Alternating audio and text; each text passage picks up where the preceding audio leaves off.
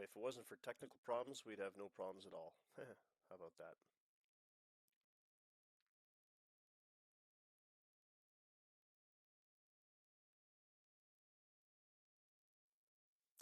All right, Bull News is up. The reason why I'm asking is because I'm not getting anything. So you guys must be hearing me.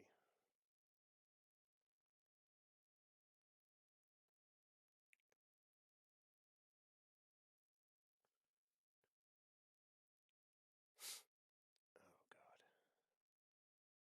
All right. So we have somebody seeing the game. All right. The audio's quiet. Well, I can fix that. Is the audio any better now? Audio, audio, audio.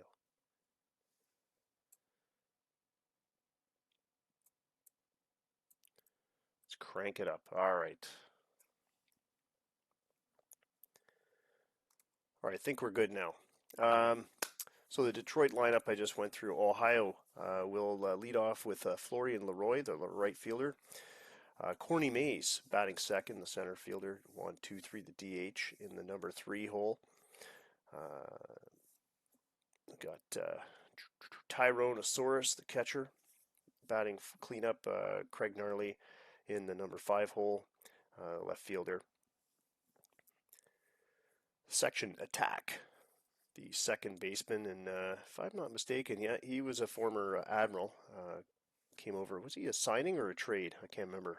Perhaps Dylan, you can fill me in. Garth Goyle batting 7th. Corrosive Joseph, the shortstop, batting 8th, and Orlando Barreda, the third baseman, who's not very good, batting 9th. Nick Pruitt will take to the mound for Ohio. He is 3-7 on the season with a 5.44 ERA and a WHIP of 1.80. And I'm afraid the balance here goes to Detroit. I know the game says Ohio's got the balance. There's a little Ohio symbol there, but Chris Jones just appears to me to be the better pitcher, but we'll see. All right, let's start this one. Aha. So he was acquired in a trade. All right.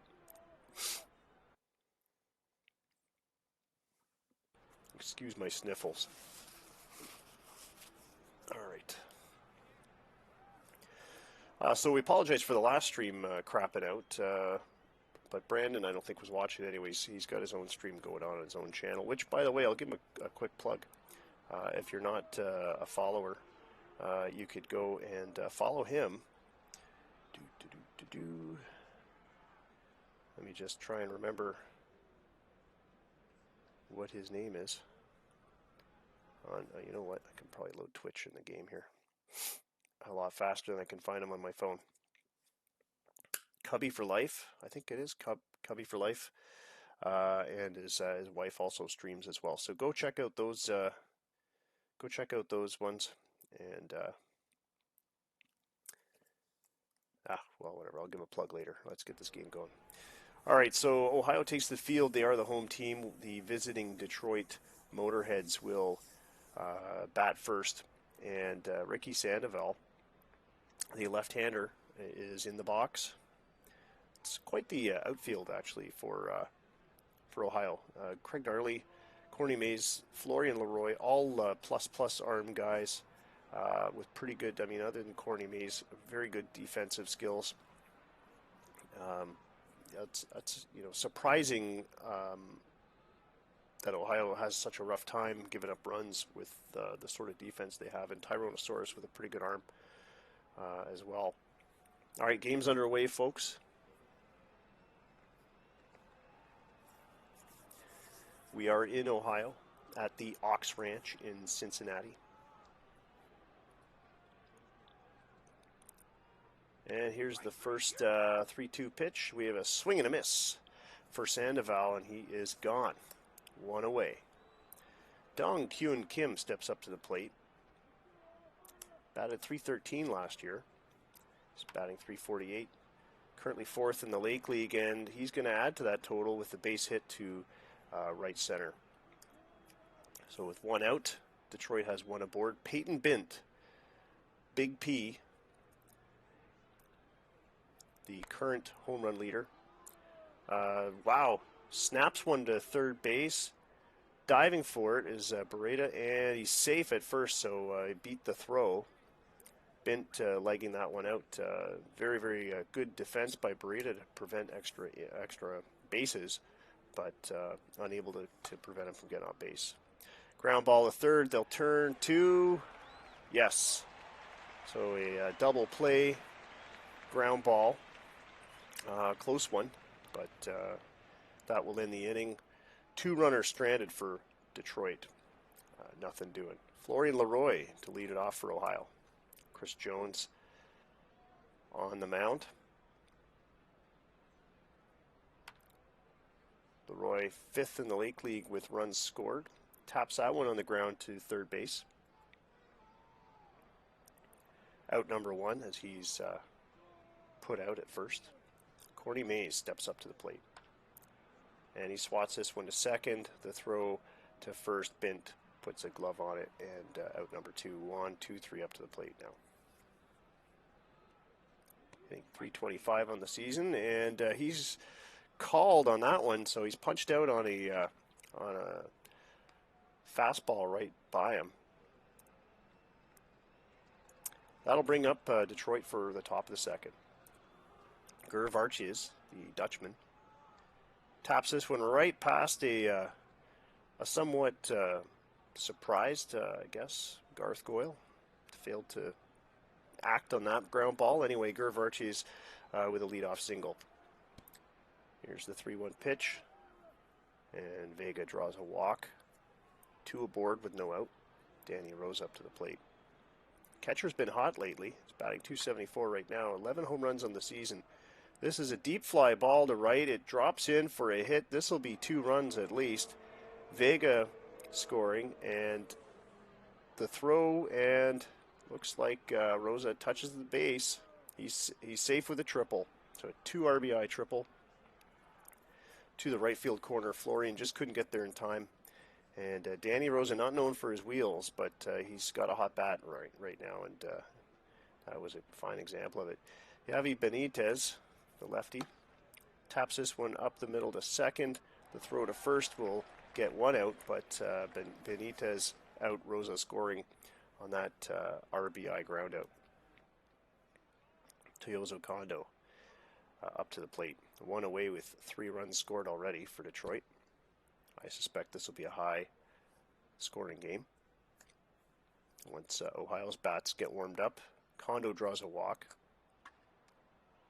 Ground ball to second. They get Kondo at second base, but they don't turn 2. Sandoval with incredible speed. Tough guy to get out. Kim up to the plate. Sandoval's on the move, but this one's right into the glove of Corrosive Joseph, and that is out number 3. But 3 runs score on 2 hits for Detroit. Big 2 RBI triple by Danny Rosa, and an RBI ground out. Tyrannosaurus is going to get something going here for Ohio, I think. Big bat, full count. Swing and a miss, strike 3, and Chris Jones has now registered 2 Ks in 2 innings. Correction, an inning and a third. Craig Gnarly up to the plate. He taps this one high, but not deep into right field, and that'll be caught as Benitez gloves it. And section attack will try to get something going to 2 out. And another fly ball. This one into foul territory, but getting there is Rosa, and 3 up, 3 down. Peyton Bint up to plate. Detroit will get another turn, and we're in the heart of the order, and Peyton Bint, as I've mentioned a couple times, the home run leader in the Lake League. And this one just loops over the head of the second baseman. I believe that's Nick Pruitt. Oh, section attack, sorry. And Peyton Bint aboard with a blooper to right. This one's tapped on the ground to short. They will get 2. So 2 double plays in 3 innings for Ohio.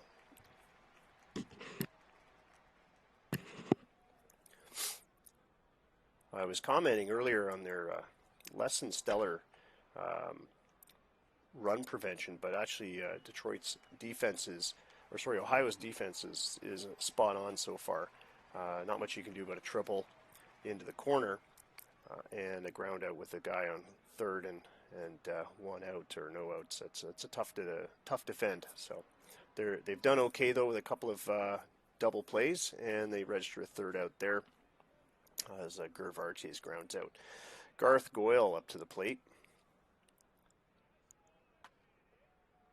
A high fly ball to center. It's drifting left, but that's not going to be far enough. A routine play for Dennis Guppy. Corrosive Joseph now up to the plate. Not a lot of power. He's got some wheels. So OPS this season, 830. And he taps this one up to the middle. He will get a safe base hit to center field on that one. Orlando Barreda up to the plate. No movement out of Joseph, and he will pay for it with a double play. Joseph, I really thought they would, Ohio would put on a hit and run there, or run and hit. But Joseph watched that ground ball. No motion there on the swing, and a double play was the result. So Ohio retired. We'll move to the top of the fourth. Dusty Vega up to the plate. Had a walk in the last at bat, and he swats this one into the right field gap. That is good for a 2. He's going for 3. There's going to be a throw home to prevent the run, but Vega with a triple to lead off the top of the fourth. Nick Pruitt already gassed. He's into 55 pitches at the top of the fourth. And his stat line today, 6 hits so far, 3 earned runs, 2 walks, and 1 strikeout in 3 innings. Danny Rose up to the plate. This one's going to drop in. That will score the runner from third, and Vega safe with a bloop base hit to right field. And I'm starting to think that wind from the outfield is really making those fly balls just drop short. Seen at least three blooped base hits already. Danny Rosa on first, Benitez at bat, and called strike 3 on a Nick Pruitt curveball. That's the first out of the inning. Kondo settles into the box. Swing and a miss, and another strikeout for Pruitt. Now he's starting to find his stride. Ricky Sandoval back to the top of the order for Detroit. Tapped on the ground to third. They get the force at second, and that will get Ohio out of this mess with Detroit. Just 1 run allowed. 4-0 for the Motorheads. Florian Leroy back to the top of the order for the Oxen. The 1-1 pitch tapped up the middle to short, and they get the out at first. Very good play by Kondo to get there and make the throw to Bint. Corny Mays will now try to get something going. Here's a fly ball to center. On the run, Guppy's hustling it. He gets the one-handed grab. That is out number 2. Ohio's bats so far quite quiet. 1, 2, 3 up to the plate. Swats this one right into the glove of the shortstop, and that's a 1, 2, 3 inning again. Detroit's got the D today. Dong Kyun Kim will lead it off for Detroit in the top of the 5th. High fly ball to center, drifting under it is Mays, and he makes the grab to put 1 away. A lot better start to the 5th than the 4th. Peyton Bint settles in. High fly ball, the right field gap. The wind's going to keep that one in and curving towards center. Mays makes out number 2 of the inning. It's getting a bit of action out there. Dennis Guppy up to the plate. And this is popped up. I think Pruitt's going to grab it. Nope. Barreda runs in and charges it, and that's a 3-up, 3-down for Ohio. And they're actually probably pretty thankful that their defense came together for that one.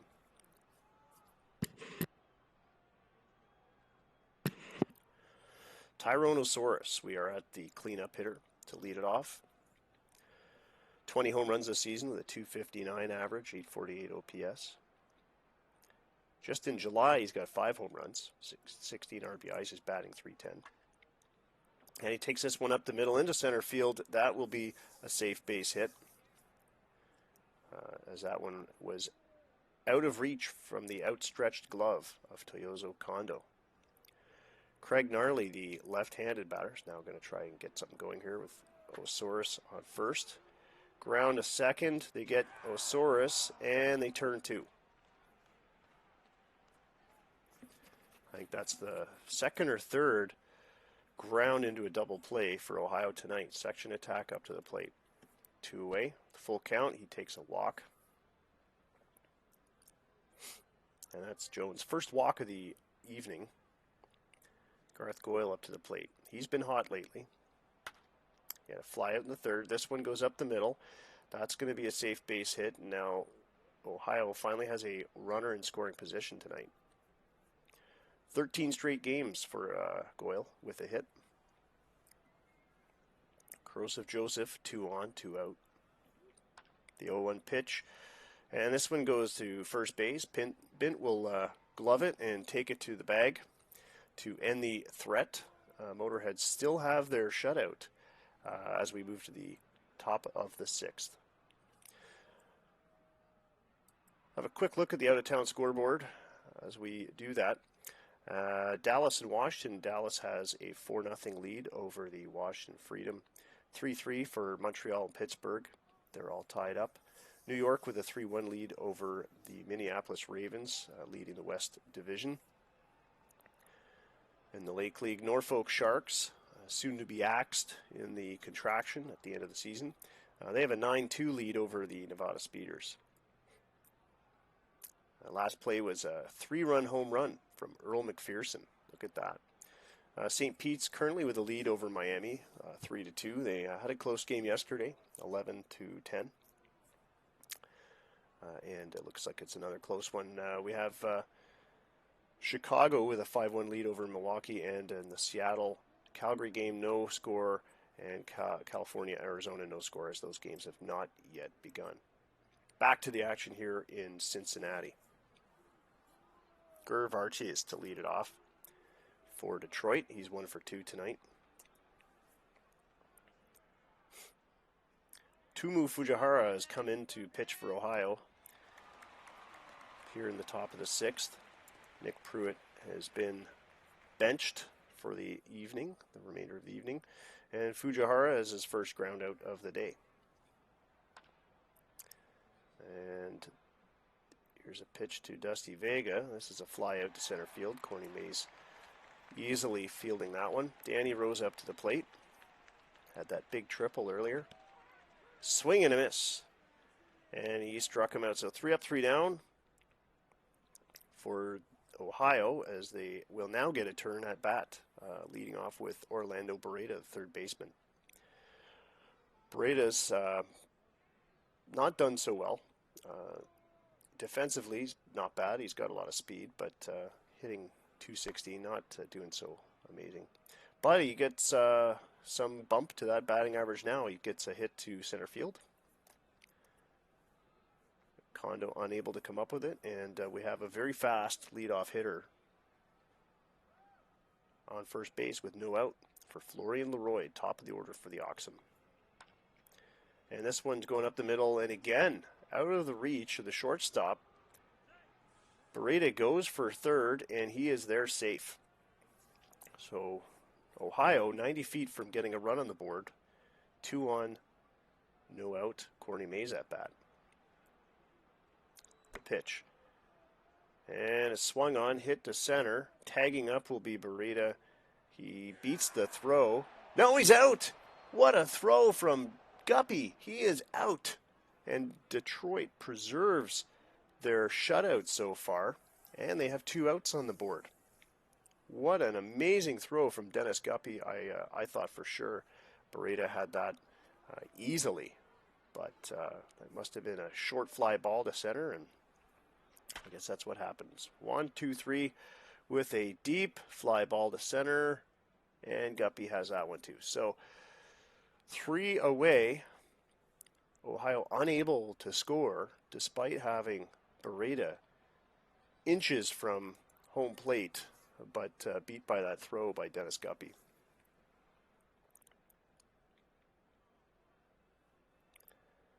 Yeah, I think the wind had a lot to do with that fly ball dropping short. All right, Yavi Benitez leads it off for Detroit here in the top of the 7th, and he hits a strong one to center, but going back for his Corny Mays. A lot of action for Corny Mays there tonight. 1 away for Kondo. He draws a walk. Fujihara, his first walk of the evening. Ricky Sandoval up to the plate. Kondo a threat to steal. And they turn 2 on that ground ball to short. No, he's safe at first. So Sandoval safe on a fielder's choice. Section attack just couldn't turn that one fast enough, I suppose. So there we go. 2 away though. Dong Kyun Kim up to the plate. And a high fly ball to the opposite field, but not going anywhere deep. And Leroy grabs that one.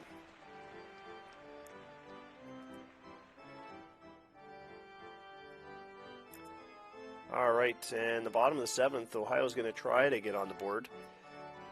If anyone's going to do it, it's going to be this guy, Tyronosaurus. Big power hitter, 20 home runs. Ground up the middle for a base hit. And Ohio will take that one for a leadoff hitter. Safely aboard, not a threat to steal. Craig Gnarly at the plate. And here's where I would probably have a hit and run go anyway, even though Soares is a bit slow. Probably because he's slow, actually. Another base hit.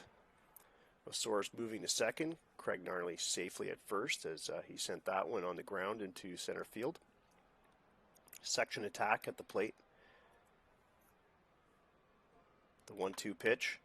And he goes oppo. Ground ball to first. Gloving it cleanly. And turning a 3-6-3 double play. Well, Soares moves to third, which will be helpful, possibly, but Ohio really wishing they'd only lost 1 base runner to that one instead of 2. Garth Goyle at the plate. 1 for 2 tonight. He taps this one to second. The easy flip to first will prevent a run from scoring. And that is the end of the 7th. So still Motorheads 4, Oxen 0, as they are being blanked by a pretty solid Detroit defense today. They've turned their own double plays, a couple of them tonight, and had some luck at the plate as well. Peyton Bint, speaking of luck at the plate, 2 for 3 tonight. He's going to try and get something going. Big hit to right. This one is gone. Peyton Bint, home run number 38, as he will add another run to the Detroit tally, 422 feet. And he trots in, touches the plate, and trots off. So the Big P does it again, maintaining that stranglehold on the home run title, prospective title for the Lake League. All right, Dennis Guppy will step up to the plate. And this one is a fly ball. It's gonna drop in as well. That wind from the outfield certainly making some of those balls die, unless it's Peyton Bint hitting it. So yeah, space hit for Dennis Guppy, and he's got some wheels. This will really test the Ohio defense. They want to put the brakes in any further runs if they're going to have a chance at coming back, and they're going to need a huge inning to do it. Swing and a miss for strike 3. Fujihara delivers his second strikeout of the evening. 33 pitches he's up to. Dusty Vega steps up to the plate, and he taps this one into the left field gap, and it is over the fence. Goodbye. Vega really connected with that one, 416 feet, and Detroit pushes this one up to 7-0. Danny Rosa up to the plate. Fujihara disappointed at delivering that fastball down the middle. Slow roller to short. They make the throw, out number 2. But a very dejected Ohio defense there. Hard hit ground ball to short again. And Wilcott is grounded out. Motorheads 3, still blanking Ohio. And of course, they don't give you the total hits anymore on this screen, so you got to check on the next screen. 7 hits for Ohio, 10 for Detroit. We'll have a quick look at the out-of-town scoreboard. 5-3 for Pittsburgh. They're in the 7th, going into the 8th inning. Bottom of the 7th for Washington, as they are still behind Dallas 6-0. New York 5, Minneapolis 2. 15 runs for Norfolk over Nevada. They are really trying to prove that they should not be contracted out of the league. Chicago 7 over Milwaukee 1. They're in the top of the 4th. Rambo 2 for 2 tonight with an RBI. St. Pete's and Miami tied up. And 6-0 so far for the Titles over Arizona. However, we're just getting to the bottom of the 1st. That's a big first inning for California. And no score in the Calgary-Seattle game. All right, back to the action in Cincy. Corrosive Joseph up to the plate. Running out of outs to get something going here. And he goes oppo with this one. Coming in for it is the right field. Hey, he doesn't get there in time, so it's dropping in for a base hit. And it seems to be the soft fly balls that are getting the runners, getting the batters on base tonight. Joseph, a threat to steal, but Raul Moreno with that arm. Incredible arm. We'll see. Orlando Barreda up to the plate. Big hit, but not going to be far enough. And that is playable for Guppy. Joseph has to retreat. Florian Leroy at the plate. Chris Jones still going strong after 7 1/3 innings. It's up to pitch number 87. There goes the runner. No throw. Moreno juggling the ball there. Had he got a handle on it, Joseph might have been out. But Joseph now 2 for 2 for steals. Not a lot of steals, but Ohio's getting desperate to get on the board here. 1 away and a runner in scoring position now. Florian Leroy swings and misses.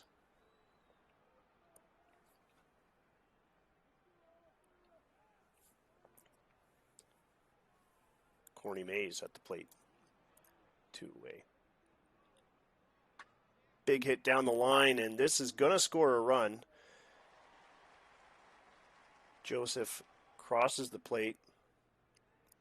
No play on Mays at second.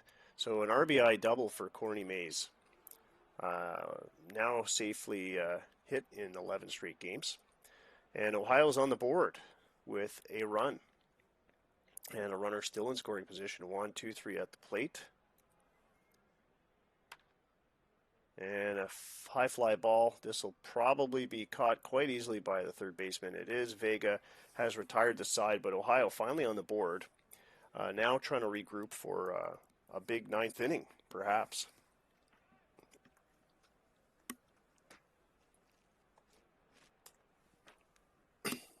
Top of the 9th for Detroit. Teozo Kondo wants to keep that gap going between the Motorheads and the Oxen. And the 3-1 pitch, he swings on it, checks his swing, and the umpires ruled he held up. So ball 4, he's drawn a walk. Fujihara's second walk of the evening. Kondo, quite the threat to steal, but is Detroit going to risk their leadoff runner? Blows that one by him. 97-mile-an-hour fastball to Barreda. Sandoval. And that will be the end of that relief pitcher. So we're now moving on to Miguel Lebron, who inherits a runner, and 1 out on the board. Dong Kyun Kim up to the plate. There goes the runner. No throw to second.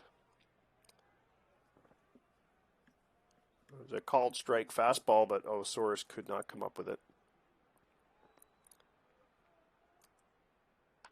The 1-1 pitch. And this goes to right field, a high fly ball. Runner has to retreat to second. He will not advance to third as the ball comes in rather quickly. Peyton Bint, the Big P, 3 for 4 tonight already with 1 home run. The 2-2 pitch, and he watches that one blow by him. So 3 outs with a runner aboard. No one scoring this time for Detroit, and Ohio will get a final attempt here to try to come back this 6-run deficit. Tyrannosaurus up to the plate. Big hit into left field on the ground, and that one is a for sure base hit. Got there so quickly. Had it not got there so quickly, he might have had 2, but Osoris doesn't have the wheels really to get too many doubles. Craig Gnarly will now try to get something going with the leadoff runner aboard, and no out. And he taps this one down the first base line, past a diving Peyton Bint, and that will get Osoris to second. Section attack aboard. Up to the plate with 2 aboard. The 0-2 pitch. And this one is hit hard into the right field gap, going way back. There's Dennis Guppy. 1 run will score. Do they get the runner at second? Osoris scores. And looks like section attack is safe at second. Gnarly at third, and the infield's going to come in now. Shifting right, guarding the lines to prevent a rally here, and this is essentially what Ohio is hoping for.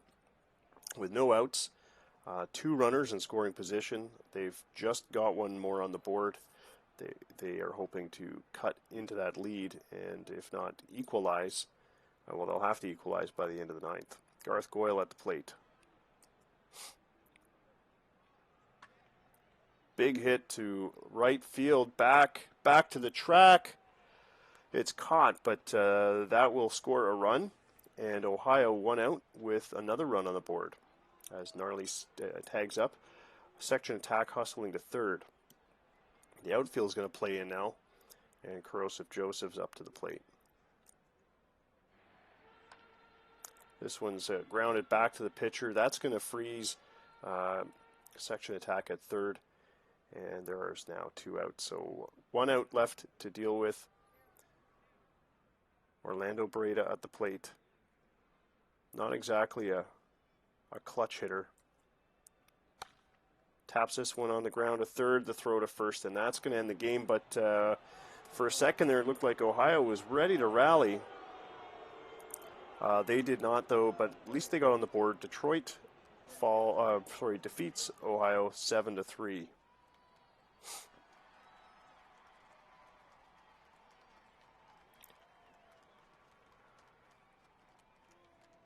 And that's about that for that. All right, so Detroit with 7 runs, 10 hits, no errors. Ohio with 3 runs, 12 hits, and no errors. Dusty Vega with that big triple. And the home run, of course, was icing on the cake, but the early 2-run triple was a critical moment, getting the momentum going Detroit's way. And he gets player of the game for that. This game took 3 hours and 5 minutes and was played in front of 42,266 adoring fans here in Cincy as the visiting Detroit defeated the hometown Ohio Oxen 7-3.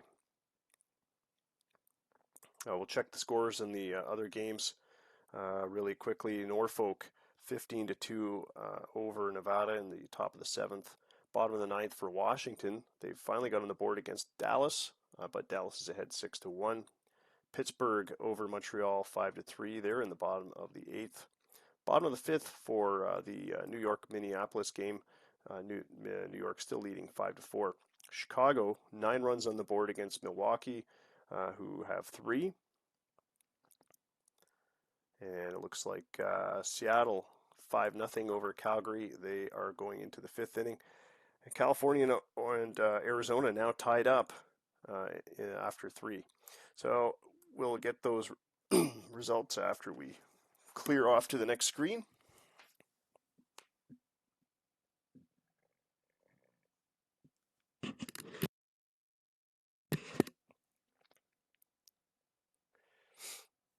There you go. All right. A spring training invitee on the active roster. How does that happen? How's that possible? Well, that's because he's not on the 40-man somehow. All right. That should fix that.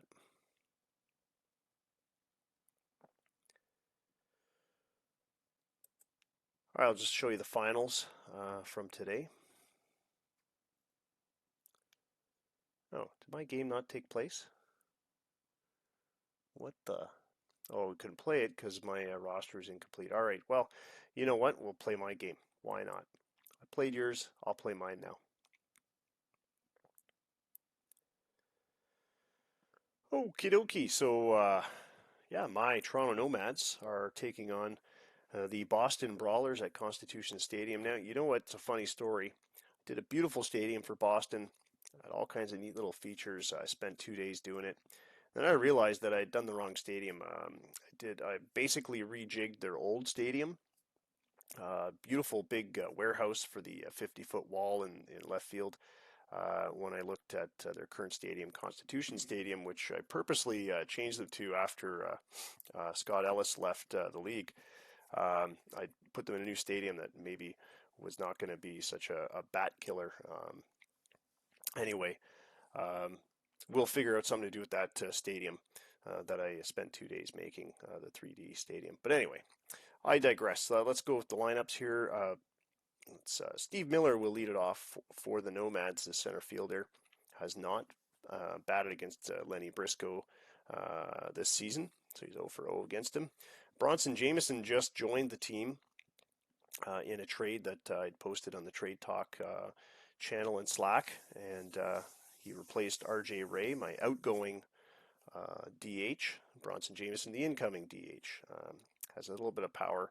I think he was probably injured earlier in the season. That's why he's only got 6 home runs right now, 27 games. But hopefully some of that power finds its way to some home runs. 342, not a bad average to have. Joseph Walker, the third baseman, batting third, the left fielder. You can tell I've been up all day and I'm still suffering from a cold. Walker used to be my leadoff guy, and he's had some success against Briscoe by the looks of it, 5 for 18 with a home run. He's got a bit of speed. He's now in the number 3 hole. Brian Chambliss, my main home run guy, batting fourth. He's 4 for 11 against Briscoe, so it's some good probability for success at the top of the order. Troy Sarazin, my catcher, batting 5th. Rich Dillon, the second baseman, batting 6th. Geet Seegers? What's this guy's name? Gustav Seegers, the third baseman. Terrible offensively, but pretty good defensively. Same with Smith here, my shortstop, batting 8th, and my right fielder, Gerard Corcoran. Corky is 3 for 7 against Briscoe this season. Matt Brock will pitch. He's 2 for 1 this year. He just got called back up from AAA. Hopefully he finds his groove, because he had a little bit of a rough patch at the beginning of the season, but the whole team did, and so that's why he got sent down. Orlando Rios will lead it off for Boston. Angel Paya in a second. 294 on the season with 12 home runs. He's doing quite good. This guy's a bit of a surprise. Lowell Woodford is a recent, I guess, promotion. He did play 120 games last year. He batted 253 with 33 home runs. He definitely has the power, not necessarily the contact, but Boston's certainly enjoying his 21 home runs this season, despite his low 232 average. Undertaker Coffin, the DH, batting cleanup. He's got some pop to his bat as well. Yeah, we'll see how he does. He's spent some time down in AAA Halifax in the Cal League. He's only got 7 at-bats so far this season at the majors. Bruce Berto, the left fielder, batting 5th. Lance Van Cleveren batting 6th, the catcher. This is Cagney and Lacey. No, Connor Lacey, the third baseman, batting 7th. Jesus Ruiz, the second baseman, batting 8th. And it looks like this is Zach Sauls, the shortstop. And these last 3 guys I've never heard of. So, oh well. Lenny Briscoe, 5-6 this season, the left-handed pitcher, with a 5.48 ERA and a 1.44 WHIP. He's had better seasons, but he's 1-0 against Toronto. So let's see how he does this time around. Matt Brock, this is his first time pitching against Boston this season. As I mentioned, he's been down in AAA until just recently. So Stephen Miller will lead it off for my Nomads. Lenny Briscoe takes the mound. And we'll see how this one goes. Looks like a day game. Somehow we've gone back in time to play a day game. All right. 67 degrees. Wind's blowing out to the right at 12 miles an hour, so we've got some chance, decent chance of home runs. Steve Miller grounds the first, and that's 1 away. Bronson Jameson up to the plate. And he swats this one past a diving second base. And that's good enough for a base hit. So Ruiz unable to come up with it. We've got a prediction, Toronto 5-4. I don't know, we'll see. I'd like to think so. Not with grounding out into double plays like that. Walker grounds into that double play. And that'll bring up the Boston side for their first at-bat in the bottom of the first. Now, one thing that Toronto does is we do have a pretty decent defense. Orlando Rios up to the plate. Ground to second, the throw to first, 1 away. Angel Payan. The 2-2 pitch. Swing and a miss, and strikes him out on a 94-mile-an-hour fastball in the low end of the zone. Lowell Woodford up to the plate. 21 home runs this season, as I was mentioning earlier. Just a .232 average. He draws a walk. And he's got some wheels. How many stolen bases that guy got? It's, 23 steals this season. Not bad.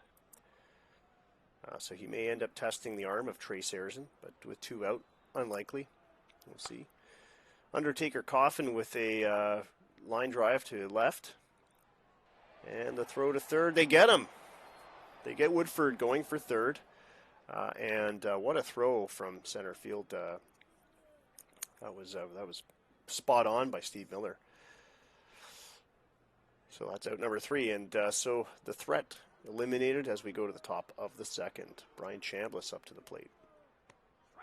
Swing and a miss on that curveball.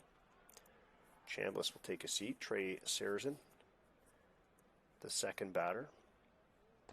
The 0-2 pitch, and he goes down swinging to Briscoe's breaking ball. Uncle Charlie's doing it for Briscoe today, as he's got 2 strikeouts registered already. Swing and a hit from Rich Dillon, but this will be a fly out to center field as Woodford gloves it. So 3 away.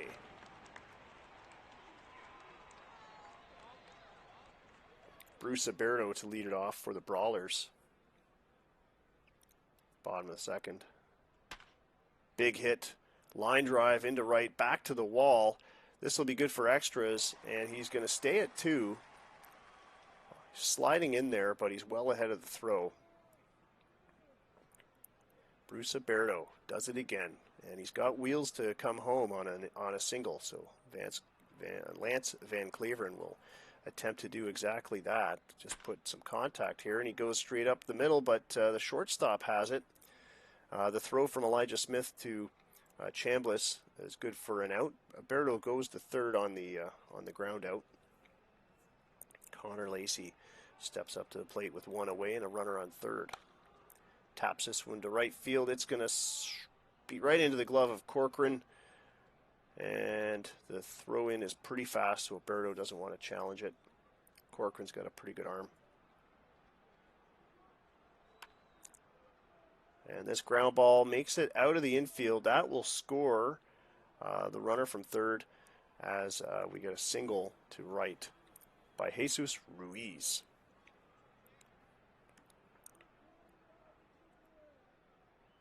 Zach Sauls. And he lets that one go by as Ruiz picks up a stolen base.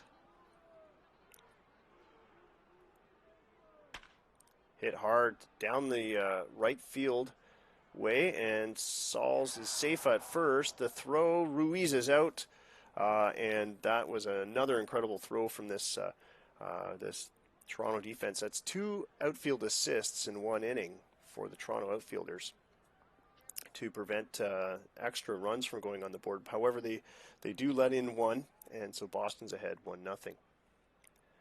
Gustav Seegers up to the plate as we get to the bottom third of the Toronto order. He's hitting 200 in his rookie year, and he goes down swinging for a 2-2 sinker ball. Elijah Smith at the plate. 288 with a pair of home runs, and he taps this one bouncing into left field. That's good for a base hit. Corky up to the plate. Big hit to left. Going back, way back. It's over the fence. Corcoran with a 2-run shot to bring the lead back to the Toronto side. Well, put Toronto in the lead.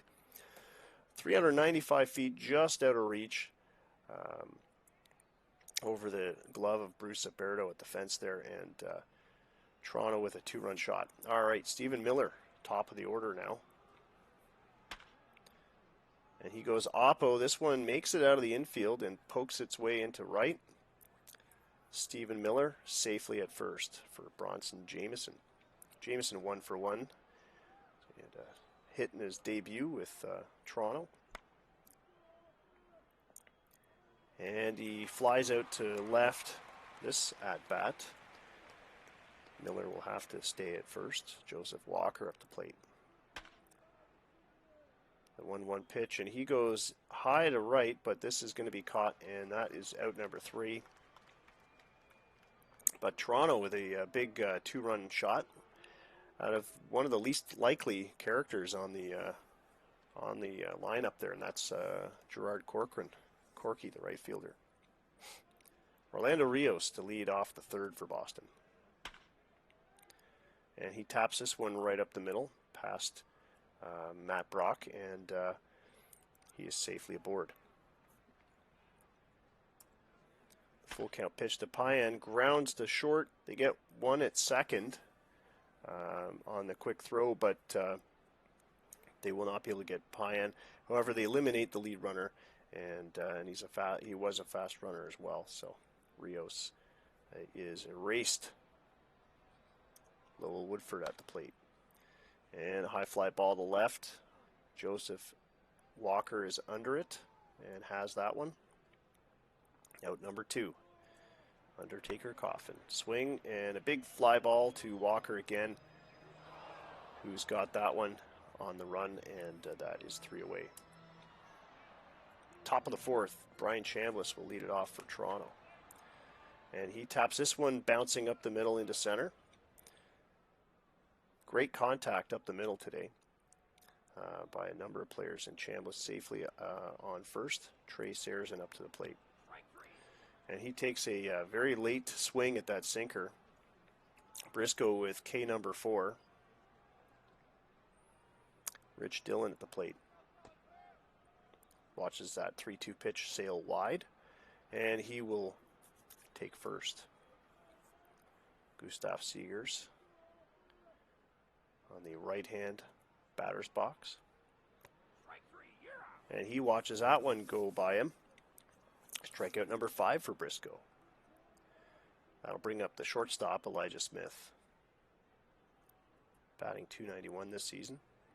And the ball gets away from the catcher all the way to the backstop. Van Claveren hustles to retrieve it.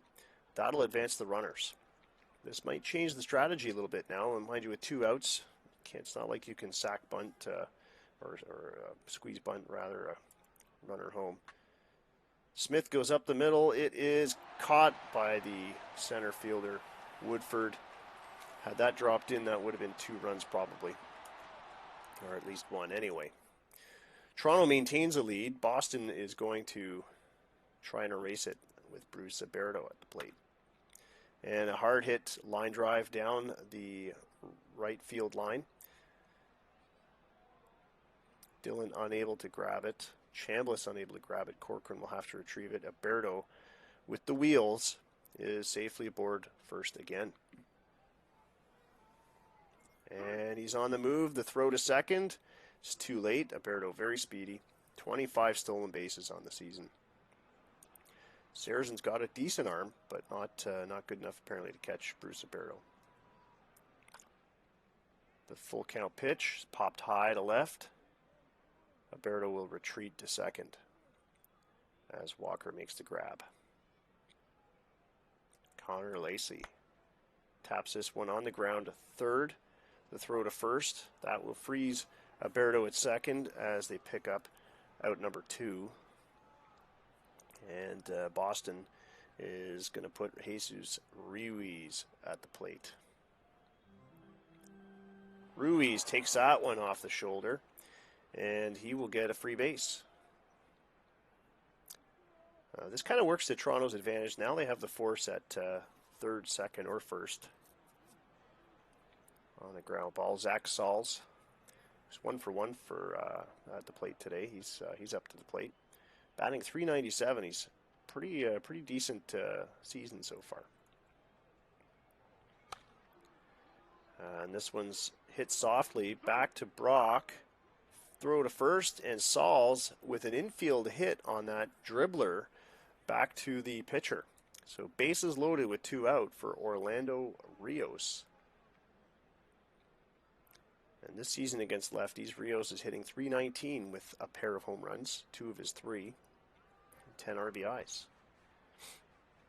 Brock will walk him. That'll force the tying run in. And I think Toronto is going to start thinking another strategy here.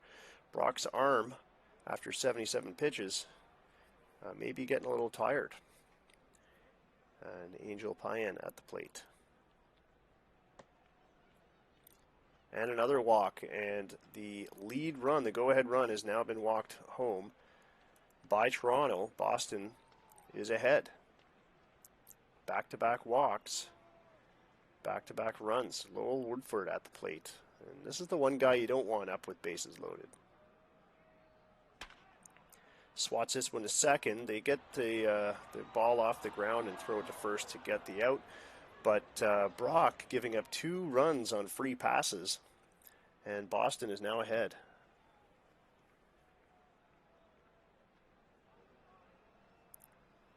And Matt Brock not having a very auspicious debut, or I should say reintroduction to the Bull League here.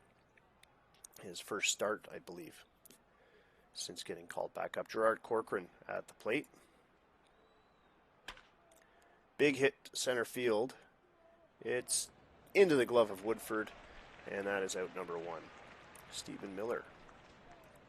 Corcoran, of course, had that home run his last at bat. Miller grounds it back to Briscoe, makes the throw to Angel Payan, and that is out number 2. Bronson Jameson, 346 on the season, 1083 OPS. So far in July, he's hitting .400 with 2 home runs. And he swats this one softly into the glove of Ruiz at second base. 3 up, 3 down for the Nomads. Score remains 3-2 as we move to the bottom of the 5th. After this one, we'll check the out-of-town score. We already did the out-of-town scores. All the other games are done. Never mind that. Matt Brock still in. Surprisingly, he's going to pitch the bottom of the 5th here. Must be some gas left in that tank. Undertaker Coffin at the plate. The 0-2 pitch. Swing and a miss on that knuckle curve for strike 3. Alberto did all kinds of damage today, and in his last at bat as well. 2 for 2 at the plate. And he swats this one to second. He will not get a board on that one, as Dylan gloves it and tosses it to Chambliss for out number 2. Van Claveren. This one goes back to Brock, who makes the glove, the easy play to first. And that is out number 3. So we will go to the top of the 6th. Joseph Walker will lead it off, and this is a familiar place for Joseph Walker. He likes being the leadoff hitter. It was his main role for the last couple seasons. Career .285 hitter. Swings and misses at that strike 3 curveball. And that Uncle Charlie's really working magic for Lenny Briscoe today. Brian Chambliss up to the plate. 1 for 2 tonight. Hard hit line drive into the right field corner. This will be good for extras, but it's going to be close as he slides into second. Rios had a pretty good throw. Chambliss with a double, but with one away. Not a lot of opportunities for Toronto to get anything going here, especially as they get to the bottom half of their order. Trey Sarazen at the plate. Big hit to right. This one is back. It's gone. 2-run shot for Trey Sarazen. 364 feet, and that will score Chambliss and himself, and Toronto is back in the lead. So just like that, one swing of the bat changes the lead. Rich Dillon at the plate. And he goes deep, but not deep enough, as this is into the left field corner. Alberto grabbing it at the wall. Great play by Bruce Alberto, and that is out number 2. Gustav Seegers, the third baseman. Ground ball to third, the throw to first. It's a long throw. It doesn't get there in time. Seegers is safe on an infield single. And he's got some wheels. Elijah Smith at the plate. There goes Seegers. He has stolen his 8th base on the season. Very risky with 2 outs. All right, Elijah Smith with the full count. Swats this one down into left field, and Seegers rounding third scores on the play, and that is an RBI single for Elijah Smith.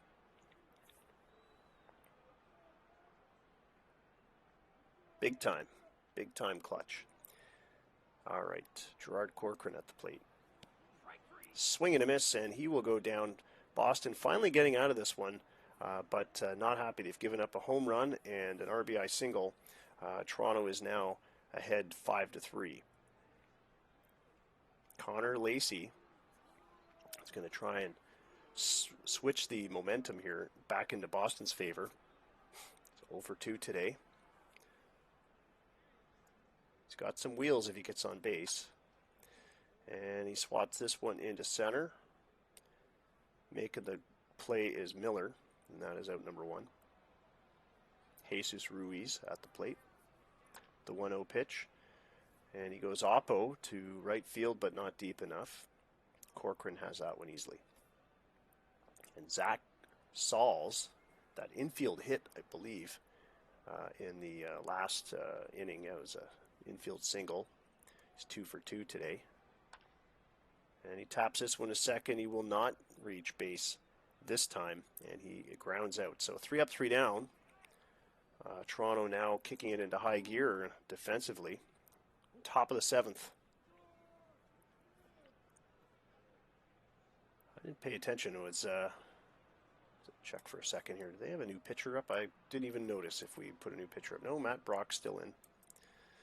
All right, Stephen Miller leading it off for the Nomads. Hard hit fly ball or line drive to right, but it's caught by Rios, who has to run for it. Made some good contact, though.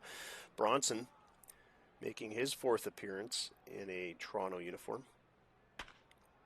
Hit hard to third. The throw to first, easily gloved. And that is out number 2, Joseph Walker. 0 for 3 today. Does have the longest hitting streak for Toronto. But he's not doing anything to get a hitting streak going today as he flies out to left. So that is it for Toronto in the 7th. We'll move to the bottom of the 7th. 7th inning stretch time.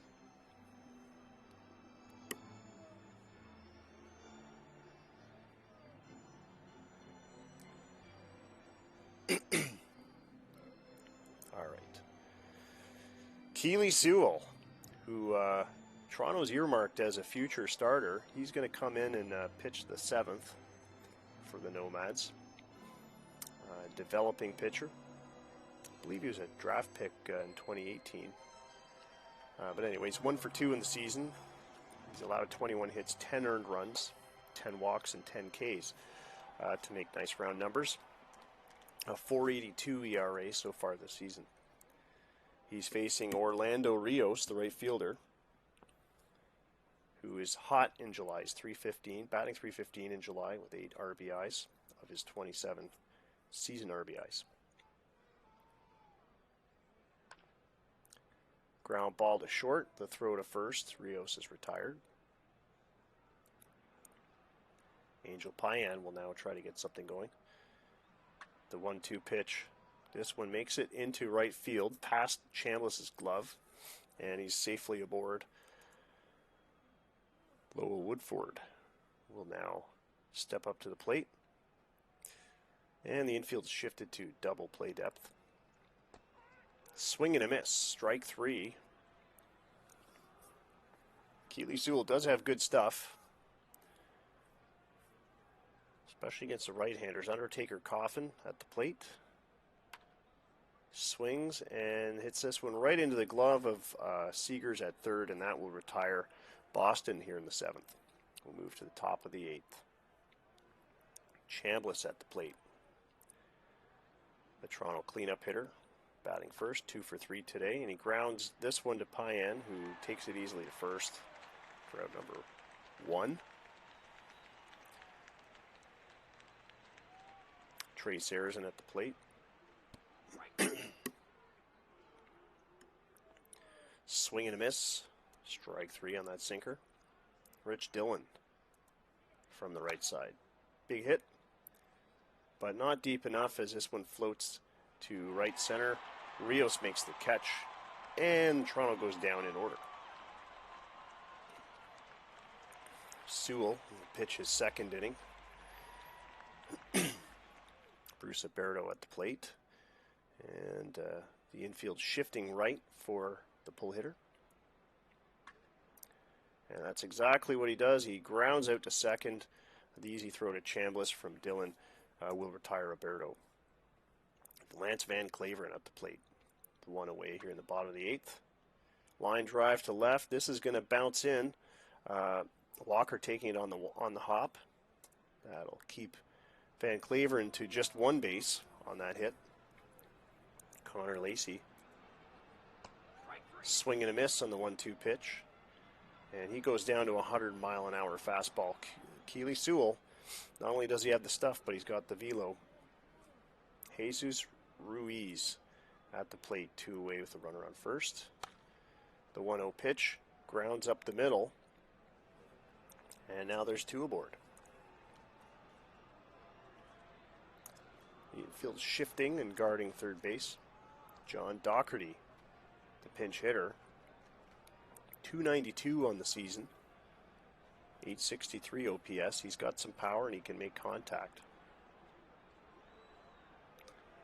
The 2-1 pitch to Doherty. Grounded to second. They make the throw to Chambliss, and that is out number 3. So the Boston rally is evaporated here in the bottom of the 8th. Toronto will get another chance to pad their lead, although the bottom of the order it seems unlikely. But then again, Corcoran had that 2-run shot earlier. Oscar Gonzalez will come in to pitch for Boston. A fresh arm. He's got some heat and a 1.32 ERA this year, 7-0 record out of the bullpen. That's a pretty decent bullpen arm. So Boston's going to try and keep Toronto from scoring anymore. The big hit to the corner, and this one is gone. Seegers with a leadoff home run takes that 1-2 pitch, 375 feet into the right field corner. Toronto with 6 runs. Elijah Smith at the plate.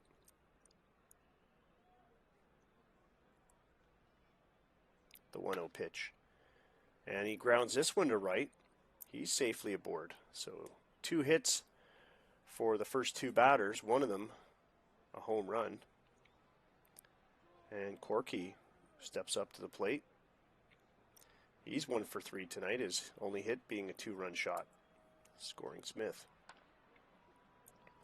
And he will pop out here as Ruiz runs over to make the grab.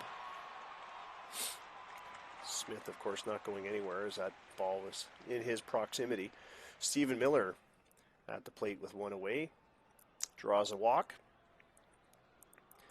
Boston is now allowed 2 Toronto runners aboard with just 1 out. And Bronson Jameson up to the plate. And a fly ball to left. This one is going to be caught. No one's going to have an opportunity to tag up, so 2 away, and the runners are frozen. Joseph Walker steps up to the plate. And swung on. This one goes to center. Will it drop in? It drops in for a base hit. Smith going to third. He rounds third and comes home. Miller's going to hold up at third. And Walker has RBI singled to center. Nomads add to the lead, 7-3. Miller stayed at second on that play. Brian Chambliss at the plate. 2 away, 2 on. A 4-run lead. It's a good place for Toronto to be. Not that they haven't blown leads like that before. And he grounds out to short, and that will be the end of Toronto's 9th inning. So, will 7 runs be enough? And who are they going to bring in? It is Damian Hines, the Toronto closer. He's had a succession of saves. I believe he's 13 straight saves. And that's all 13 this season. I believe he's on a 13 save streak. Let's just double check that. Save streak. Yep, 13. It's the current streak. It is his longest career streak.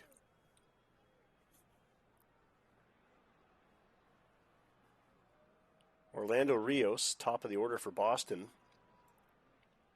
will try to erase that 4-game deficit. Hines with the 2-1 pitch. Ground ball up the middle. Rios safely aboard with a single. Angel Payan at the plate. And he takes that 2-2 pitch to center. It will be caught. Retreating to first is Rios. Lowell Woodford with 1 down and a runner on first.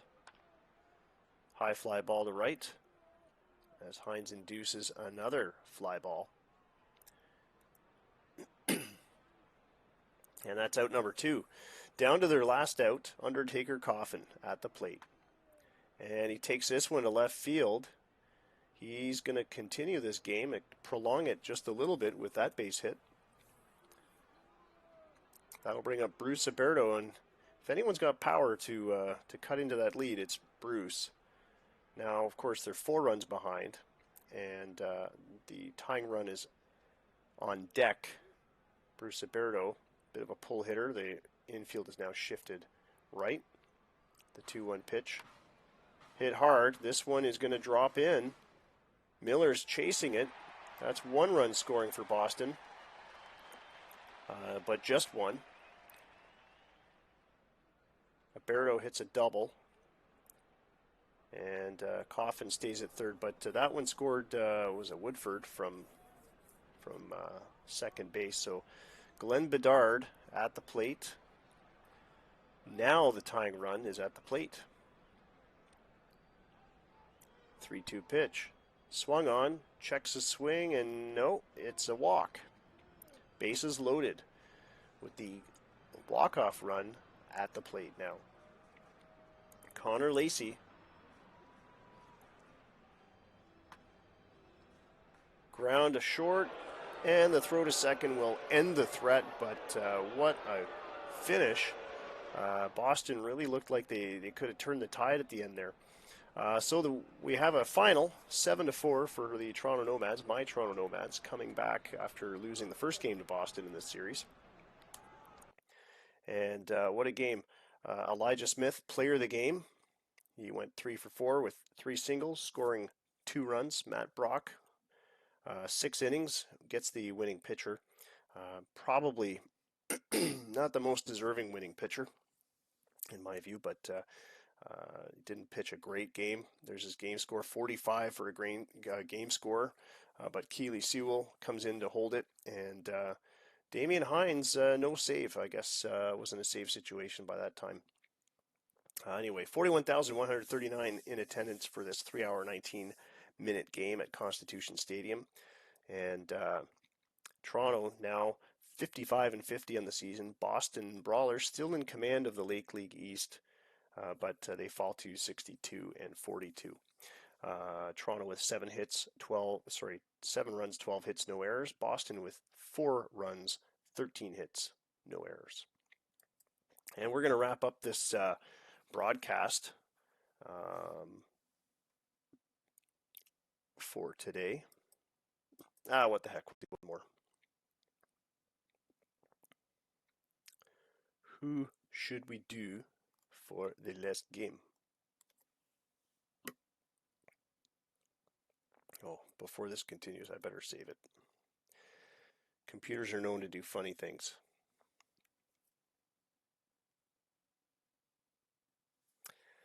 Okay, you twisted my arm.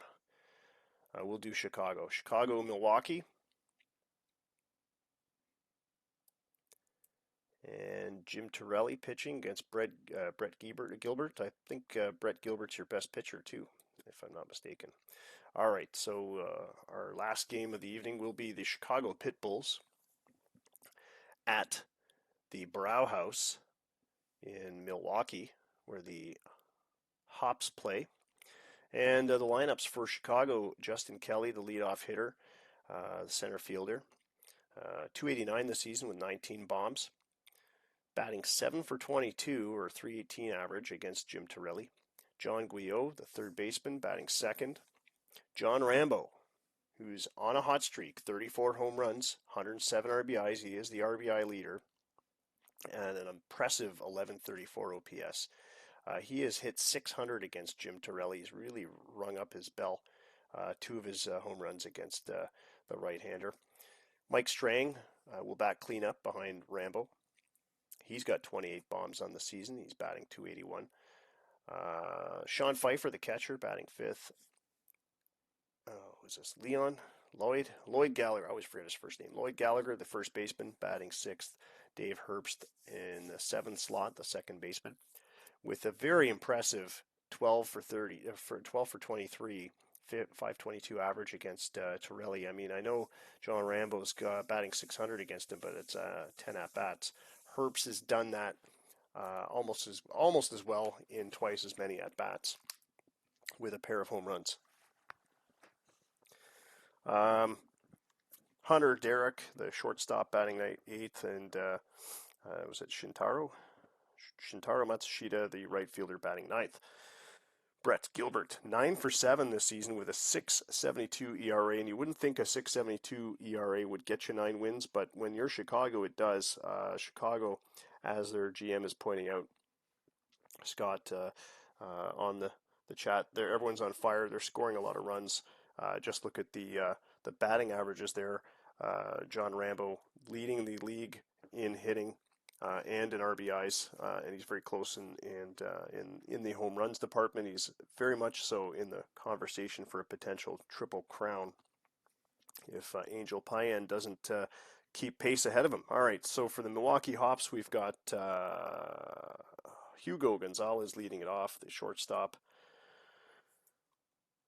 some guy named Matt Birdsong. Les Groves, the general, batting third. And speaking of bombs, there's a guy that can hit some home runs as well. And he's 12 for 23 against Gilbert with a pair of home runs as well. So certainly the Hops have their own big hitters in the meat of the order. Jason Nelson, their left fielder, is no slouch either. Both of those hitters hitting in the low 330s or mid 330s. Birdsong, 380, but he's a small sample size, only 71 at bats. John Dyke, the right fielder, batting fifth. Elias Huerta, the DH, in the number 6 hole. Ed Langston, batting seventh. Raul Fowle, former Ohio, third baseman, batting eighth. And Jose Gonzalez, the shortstop, but playing in center field, batting ninth. Jim Torelli, 11-7 this season with a 5.64 ERA, 6.2 strikeouts per nine, but just 1.9 walks per nine, so he's doing quite well. Against Chicago, however, he's 1 for 2 with an 8.66 ERA. All right, let's get this one going. Yeah, I'll be shocked if Rambo doesn't get Rookie of the Year. I'll probably vote for him. I'll be even more shocked if he doesn't get Rookie of the Month again. That would be a record-breaking 4 months in a row. We've never had a rookie get Rookie of the Month 4 months in a row. 3's the max so far. I think there's only 2 or 3 players that have hit that 3 month in a row mark. All right, so top of the first, Chicago bats first. They are the visiting team. Jim Torelli on the mound for Milwaukee. And the 3-0 pitch to Justin Kelly. Kelly draws a leadoff walk. He's doing quite well in the stolen base department. I believe I just saw that he is the stolen base leader. He's got 46 steals. So Chicago, if they can sort out their pitching, they will be a very deadly team. They've got a lot of run production capability and some quick runners. And there goes Kelly. Oh, no, it's a balk. I thought he was stealing, but I was wondering, why is he walking? Why is there no throw? So Torelli with the balk. That will move Kelly over to second. And so now the count 1-0 against Squio. And now the count's 2-0, swatted up the middle to short. There's no force at second, so the throw goes to first as Kelly moves to third.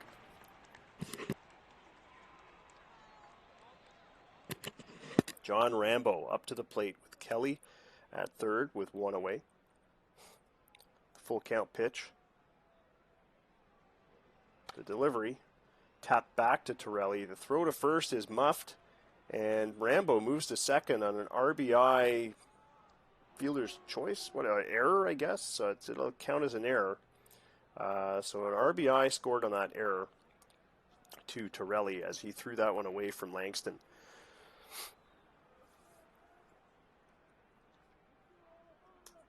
Mike Strang at the plate. Chicago on the board on that error. And he hits this one hard. Deep to right. Is it deep enough? No, just short of the track. Rambo will tag up and move to third. 2 down. John Dyke with quite an arm, too, out in right field. Sean Pfeiffer up to the plate. Taps this one back to Torelli. This time there's no mistake. He gets the out, and Rambo is unable to score. But they pull ahead anyway on Rambo's ground out, which should have been a ground out, resulted in an error on a defensive error by Torelli on the throw. And so it's an RBI error. You don't see that too often. Hugo Gonzalez up to the plate against Brett Gilbert to lead it off for Milwaukee in the bottom of the first. Ground ball to third. The throw is in time. Gonzalez is retired. Matt Birdsong batting .380 so far in 71 at-bats. Full count pitch, swing and a miss. Right through that 76 mile an hour changeup, I guess. Les Groves, the general, will now take to the plate. Right-handed batter takes this one up the middle. It's a solid line drive that bounces towards Kelly in center field, and he is safely aboard with a base hit. And this one's hit hard down the first base line into right field. Groves coming around third. He's going to attempt to score. They make the throw to third to try to get the out. And Groves scores. Nelson safe with a RBI triple. That will bring the score even. And John Dyke strikes out. So that will end the inning for Milwaukee, but they draw up to 1-1 with Chicago, and on a very impressive triple by Jason Nelson, who's been hot these last few games. Jim Torelli at the back of the mound, Lloyd Gallagher at the plate. The 1-1 pitch to Gallagher for Chicago, and this will drop in fair territory in front of the right fielder, John Dyke, and that is a base hit for Gallagher. David Herbst, the left-handed batter, up to the plate. Swung on, grounded to second. They get Gallagher. Do they get Herbst? They do not. So they get the lead runner, Herbst, safely aboard on a fielder's choice. Hunter Derac at the plate. This one gets away from Groves as he goes back to the backstop. And Torelli with an error and a wild pitch, not having a very good game. Herbst moved to second on that wild pitch. The 3-1 pitch to Derac. And just out of reach of the shortstop. The play at the plate. And he's out. Derac moves to second, but Groves with the tag on the throw from Jason Nelson. What a throw it was. Very close play, but the run does not score. Hunter Derac on second. Shintaro Matsushita at the plate.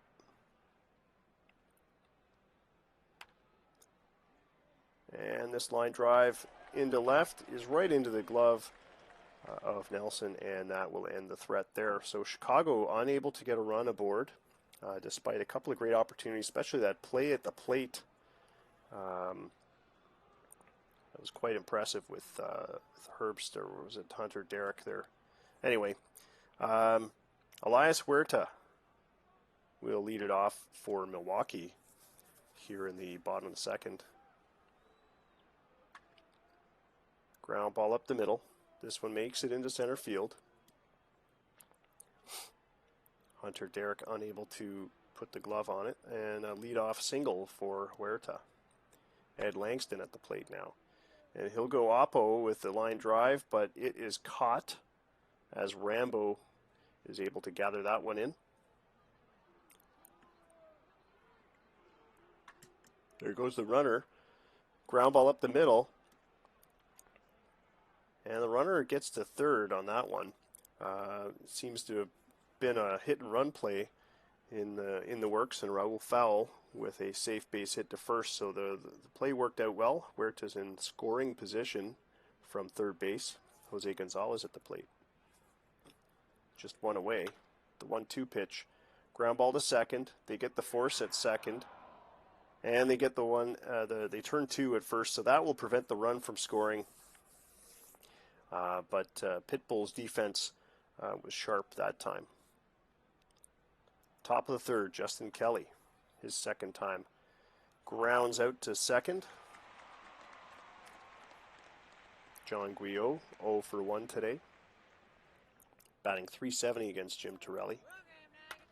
And he's going to increase that one with a base hit to left field. That'll push that average up, and it's his 100th hit on the season. John Rambo at the plate with one aboard and one out. The 1-1 pitch. Hard hit line drive to right field, skipping through the infield, and no one's able to stop it, and that is a base hit for Rambo. John Guyot looking to steal or looking to advance. Mike Strang strikes out. 2 away. Sean Pfeiffer at the plate. And he swings, checks the swing, but he's gone too far. And the home plate umpire makes the call himself, and that is 3 out. So Chicago strands 2. Game is still tied with 1 run each. we are going to the bottom of the third. Hugo Gonzalez, the leadoff hitter for the Hops, will lead it off in the third. High fly ball popped up. Making the catch is Gallagher, the first baseman. One down. Matt Birdsong at the plate. The Milwaukee second baseman swings, taps this one high, and it's going to be in foul territory, caught by Pfeiffer. Les Groves at the plate. The general. And a slow roller to second. That will be out number 3 as the Hops go down in order. Have a quick look at our out-of-town scoreboard now. Because why not? All right, Pittsburgh is leading Montreal 3-2. They're all tied up in Washington as they are tangled up with Dallas 3-3. Detroit's leading Ohio 4-3, as is Nevada over Norfolk. My Toronto Nomads are leading the Boston Brawlers 3-2. St. Pete's and Miami are all tangled up, and no score in the Minneapolis-New York game, nor in the Calgary-Seattle game, and we've just started the California-Arizona game. Got one away on a Victor Sarmiento groundout. All right, back to the action here in Milwaukee at the Brauhaus. And a big fly ball from Gallagher to left field. Nelson has no trouble tracking it down. David Herbst at the plate. Grounds this one back to the pitcher who makes the throw. Jim Torelli, a little bit shaky earlier on with an error on a throw to first and a wild pitch, but seems to be gathering himself now. And Hunter Derek with a ground ball to short, and that is Chicago done in order. Jason Nelson will lead it off for the Hops here. Tripled in his last at-bat, and he might do it again as he sends this one into the right field corner. He's around second and into third, safe with his second triple of the night. Rambo with a cannon for an arm, but unable to get the ball there quick enough. And did I just see that? What was that one? Oh. I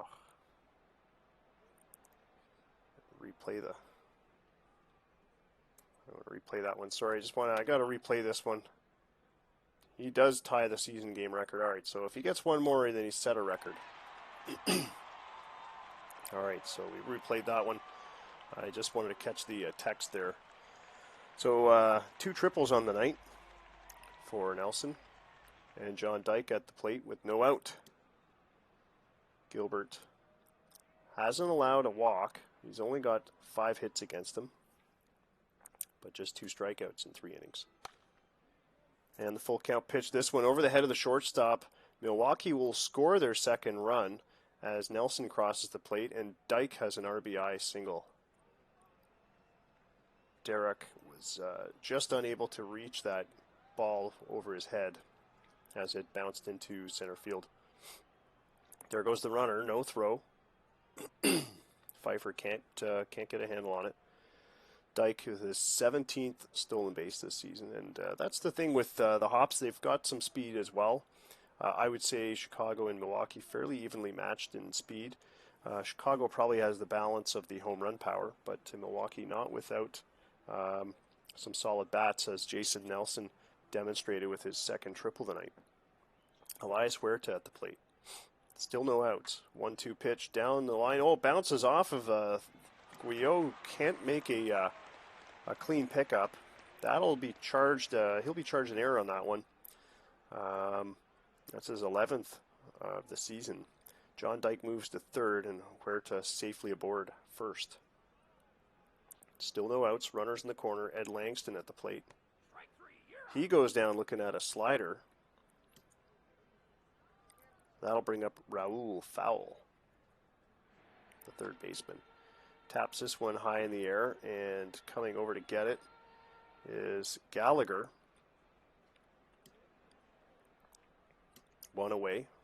Two away now after that strikeout. Jose Gonzalez. We'll see if he can score Dyke from third somehow. And he will. He sends this one postage, no return to the right field corner, and 1 run scores, 2 run scores on the slide. Gonzalez with a 2 RBI double. Milwaukee is now up 4-1. Gonzalez has got some speed. Hugo Gonzalez at the plate. And he grounds this one down to the first baseman Gallagher, who was able to glove it and end the inning. But 3 runs scoring on 3 hits for Milwaukee as they break the tie here in the bottom of the 4th. Jim Torelli back on the mound for the Hops. Shintaro Matsushita, the DH, up to bat for Chicago. Looking for his first hit of the night. He's not going to get it now. He grounds to second. Birdsong with the throw to Langston. Justin Kelly, 0 for 1 tonight. Does fairly well in the middle innings. Bats .301. He'll draw a walk on the 3-2 pitch. And he's got some wheels. John Guyot at the plate. Big hit deep to left. It is gone. 2-run shot for that batter. 417 feet. The Hops still have the lead, but now it's been cut down to a 1-run lead after that John Guyot home run. John Rambo at the plate now. Certainly capable of adding his own bombs to the score. 1 for 2 tonight. Hits this one hard down the first baseline into right field. He'll round first. He's going for 2 on the slide. He is safe. Looks like he's safe. 1 out. Rambo on second. Mike Strang, another power hitter, at the plate. This time batting from the left side. Rambo, of course, the righty. The pitch. Big hit.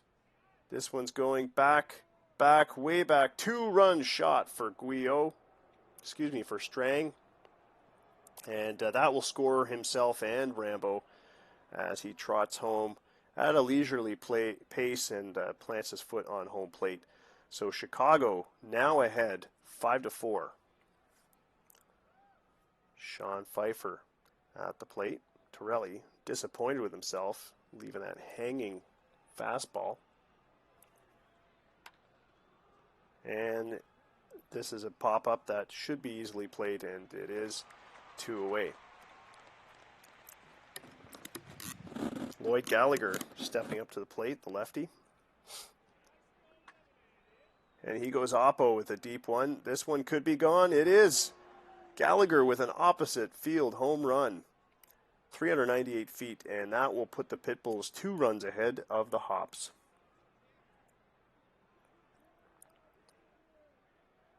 Torelli is getting shellacked now. 8 hits, 5 earned runs in 4 2/3 of an inning, and he is not a happy camper. Not doing anything to bring that ERA down against Chicago. All right, David Herbst at the plate, the second baseman. Swung on, tapped over to third. The throw to first will end the inning, but wow, 5 runs scoring for the Pitbulls as they retake control of this game after having given it up to the Hops just in the last inning. Bottom of the 5th, Milwaukee will step up to the plate. They are approaching the meat of their order. Brett Gilbert has been dodgy, but so far this game he's been fairly solid. Hasn't allowed a walk, just 7 hits, and a couple of earned runs. Well, the throw from Guyot is off target, and that'll be an error to John Guyot, the third baseman, as Birdsong makes it all the way to second on the overthrow. Should have been a routine ground ball, a 5-3 out, but Birdsong is safely aboard now. And Les Groves, who's a threat to hit home runs and a threat to get on base, is at the plate. Big hit to right. It's a pop-up, The runner will not tag up, and that will be out number 1 for Milwaukee. Jason Nelson back at the plate. Homered in his last at-bat, 2 for 2 tonight. Ground ball again to Guyot. He's muffed it again. And that will be an error on Guyot. 13 errors at third base. Nelson safely aboard. Birdsong moving to third. 1 away. John Dyke is at the plate. The go-ahead run. The pitch out. Do they get the runner at second? Yes. Pfeiffer has gunned down. I believe that was Nelson stealing. And there's now only 1 runner on the plate, on the bases. So John Dyke now becomes the tying run. 2 away, the 2-2 pitch, swing and a miss. And that gets Chicago out of this dodgy inning. They managed to do it without giving up a run, and they retain their 2-run lead.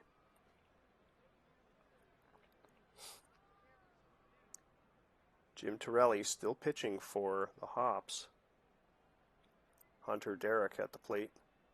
The shortstop taps this one up the middle, and it bounces into center field. Safely aboard is Hunter Derek. And he goes to second. Groves unable to make a throw. Derek with stolen base number 13 on the season. Shintaro Matsushita looked at a strike to let the runner go. Big pop-up. Makes it to center field, and Gonzalez has it. 1 away for Justin Kelly now at the plate. And there goes the runner. Down to third. He's safe. Derek steals his second base in the inning. And he's now 90 feet away from adding another run. Justin Kelly at the plate. Swung on, tapped up the middle. And the runner scores from third. RBI single for Kelly. Chicago pads that lead. John Guyot, who's been terrible defense today. And there's the tag. Nope, not in time. Kelly steals a base. That is his Lake League leading 47th steal. John Guyot is, as I was saying, 2 for 3 at the plate with a home run, but terrible on defense today.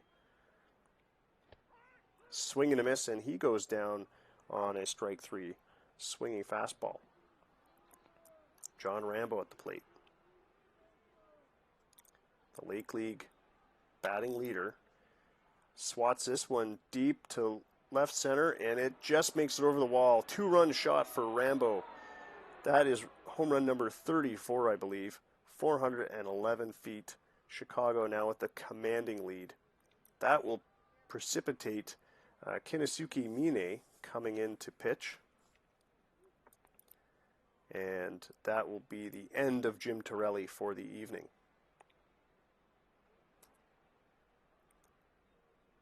Very excited. Scott watching patiently as the game is streamed. Mike Strang draws his 65th walk of the season.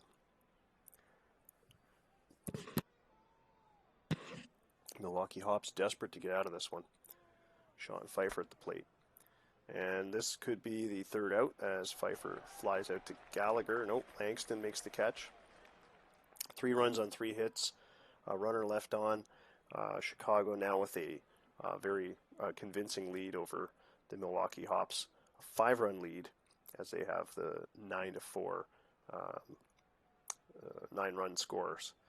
9, you know what I'm talking about. God, I sound like my prime minister. All right. Morgan Marley pitching now for Chicago. Elias Huerta to lead it off. Morgan Marley 11-3 on the season, but with a 6.66 ERA. And this one's tapped hard to Guyot. Can't get an error on it. That is, I believe, error number 4 for John Guyot tonight. It almost makes you want to take that Platinum Glove Award away. dreadful performance by Guyot on defense today. Ed Langston at the plate.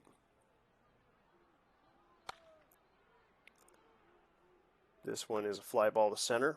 That will send the runner back to first. As Kelly makes the catch. Raul Fowl at the plate. 1 for 2 tonight. And he makes hard contact. This one bounces into center. A short line drive over the head of David Herbst, and he's safely aboard. Huerta moves to second. Jose Gonzalez at the plate.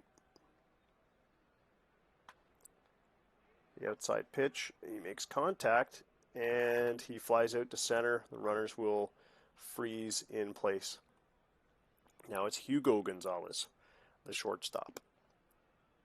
Two-way, the 0-2 pitch on the ground to first, and Gallagher grabs it, takes it to the bag himself, and that'll end the threat. So 2 runners stranded for Milwaukee as they do not get any luck. And now Lloyd Gallagher will lead off the 7th inning for Chicago.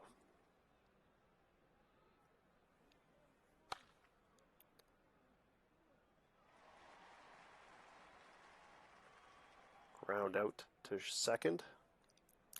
David Herbst at the plate.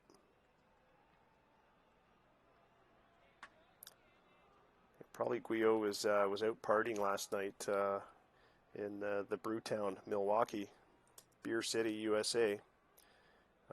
Went a little too hard. Herbst on first. Hunter Derrick at the plate. 1 away. There's the throw to second on the ground to third, and they get 2. So the first double play of the night. 1 base hit for Chicago, but nothing doing, and the Pitbulls still in command, 9-4. Morgan Marley will pitch his 2nd inning for the Pitbulls. Matt Birdsong at the plate. Hit hard into left field, into the corner. Birdsong's going to go for 2. A leadoff double for Matty Batty. He's now hit safely in 16 straight games, and he's got some speed. And that will prompt the replacement of the pitcher. Morgan Marley's out. Jeremy Wolfenbarger is now pitching for Chicago. Wolfenbarger, great stuff. Not so great on the movement. Les Groves at the plate. He lets that one fly by as the runner goes for 30 safe. Birdsong has 7 steals now on the season. The 0-1 pitch to Groves. High fly ball to left, and this one's gone. The General has announced his presence with a 2-run bomb to left field, 390 feet. 19 home runs on the season. So the Hops cut that lead down to just 3 runs now. Jason Nelson at the plate. Ground ball, hard hit to third base, but Guyot this time is able to put the glove on it and make the throw.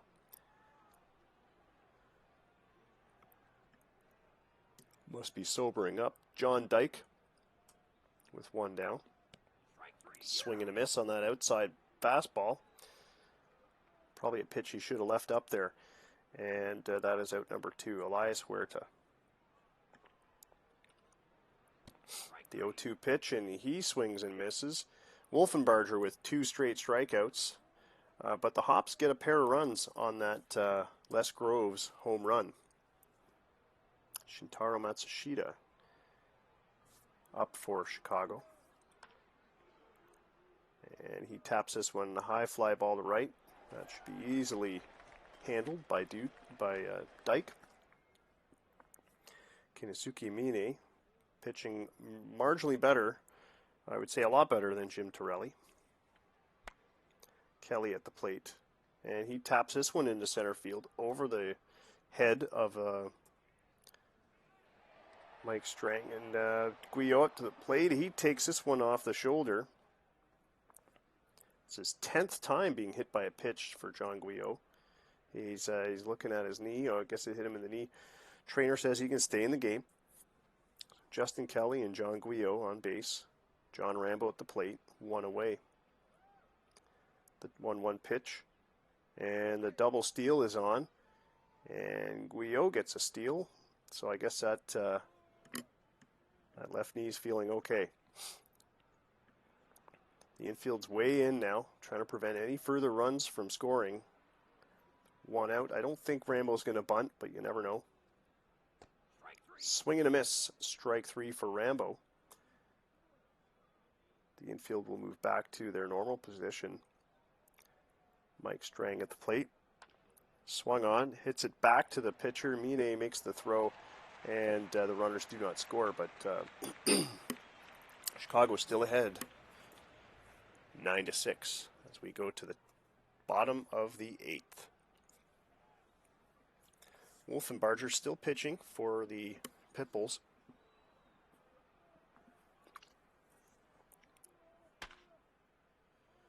Swung on and fired over to short. Derek makes the throw, and that is 1 away. Langston. Now Raul Fowl, the left-handed batter. Switch hitter, actually. Batting left on this occasion, and he grounds to second. 2 down. Milwaukee running out of chances to cut into that lead. Jose Gonzalez, the bottom of the order. Swings on that inside fastball and misses. He should have left that one. That was probably a ball. Anyway, the Hops go down in order, and we are to the top of the 9th for Chicago. Sean Pfeiffer at the plate. The 0-1 pitch. High fly ball to right center. Floating under it is Gonzalez. He's got it. That'll bring up Lloyd Gallagher, the first baseman. Full count pitch, and he hits a smoking line drive into right, bouncing off the wall of the stands, and he has a triple. Oh, no, he's out. Dyke takes him out with a terrific throw, relayed by Birdsong, I believe it was.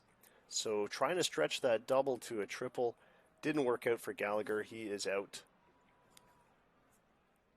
2 away, David Herbst at the plate. 1-1 pitch. And this is a fly ball to the opposite field. It drops in as it's chased down by Nelson, but he's unable to get there in time. So Herbst with a base hit. Hunter Derek at the plate. And they get Herbst picked off first. What a move. Wow. That was quite the pickoff move by the Hops pitcher and Mine, I believe it was, and that is out number 3. So we will move to the bottom of the 9th. Milwaukee 3 runs behind. Hugo Gonzalez, the top of the order, coming up to bat. 0 for 4 today. Will they? It doesn't look like they're going to pinch for him. Yeah. Review here. Do you want a review? We'll go back. Let's replay that one. I don't know. It's close. I agree with you. It's we should send that one to New York, but unfortunately we don't have that ability. All right. So Hugo Gonzalez at the plate. It looks like Travis Wilson's going to pitch for Chicago. He's going to try and shut this one down. Travis Wilson, 41 innings. He's struck out 42. He's got 17 saves on the season. He's 5th in the league in saves. And the 3-1 pitch is good for ball 4, so he's drawing a walk. Or awarded a walk, I should say, to Gonzalez. Matt Birdsong at the plate, 1 for 4 today. There goes the runner. The throw to second is in time, and Herbst is out. Pfeiffer, with that gun of an arm, has now erased the base runner, and now Matt Birdsong must try to do something without the benefit of a runner on base. Bunts this one. He's going for a bunt base hit, and a hard throw to first. He's safe. Now, if only the runner hadn't have gone, there'd be 2 runners aboard, but Matt Birdsong bunts himself a hit. Still one away. Les Groves at the plate. Tying run on deck. Groves had that 2-run shot in his last at-bat, but this time he's going to fly out to right. Rambo with the catch, and 2 down. We could be down to the last out here. Jason Nelson at the plate. The 2-1 pitch. Hit hard to center. It's back, but not back far enough. Oh, it's over the head, though, of Kelly. He can't quite get it. He's got to go back to the wall. Actually, Karam's off the wall. And Nelson with a double. Birdsong will hold up at third. Tying run at the plate. Travis Wilson looks in for the sign. The 1-0 pitch. This one gets away from Pfeiffer. A run will score on the wild pitch. And the lead is now cut down to 2 runs.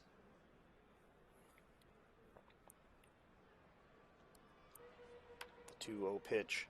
High fly ball to left, but this one should be manageable, and Dyke has flown out. Strang gets the catch to end the game. Chicago tops Milwaukee 9-7. So Chicago moves to 48-56, almost drawing even with Milwaukee, who fall to 49-56. Justin Kelly named player of the game. It certainly couldn't have been John Guyot, despite his offensive prowess. Those errors, ridiculous. 4 errors in the game. That's 14 on the season for Jonathan Guyot. I think probably to be a case to revoke his fielding award. Brett Gilbert with the win. He moves to 10-7 on the season. With an ERA of 6.60, it's not too often you see too many pitchers get 10 wins with 6.60 ERA. Wilson with his 18th save. Jim Torelli is tagged with the loss. He moves to 11-8. 37,840 fans attended this Milwaukee game. It would have been significantly less at the high-priced Chicago Stadium. That's for sure. I think they've been averaging around 10,000 per game. 3 hours, 41 minutes for this game, which was played under clear skies, 70 degrees, with the wind blowing out to left at 12 miles per hour at the Brauhaus. Thanks again for watching. That was our Twitch stream for today. We got 2.5 games in. Anyway, I guess we got 3. Count my Toronto game. So yeah, we got three games in the first inning of that St. Pete's game. We'll just go over the scores for the last game of this sim. Nomads with the road win 5-2 over Boston. That'll be helpful for my Toronto Nomads. We're now 6 games above 500. We have a final in Pittsburgh. The Iron Pigs beat Montreal 5-3. Looks like Ohio went the distance, 16 innings against Detroit. They wound up with a win 5-4 over the Motorheads. Guppy and Kim had home runs for Detroit. Chicago, of course, we just watched that game. The Minneapolis Ravens blanking the New York Dragons 1-0. And it looks like over in Miami, we had the Storm wash away the Admirals 6-3, and the Norfolk Sharks 6-5 over the Nevada Speeders. Washington Freedom have defeated the Dallas Deputies 4-3, and Arizona falls to California 7-5. Calgary Inferno with a big 12 runs over the Seattle Salts with just 8, so a win there for the Inferno. Also earmarked for contraction.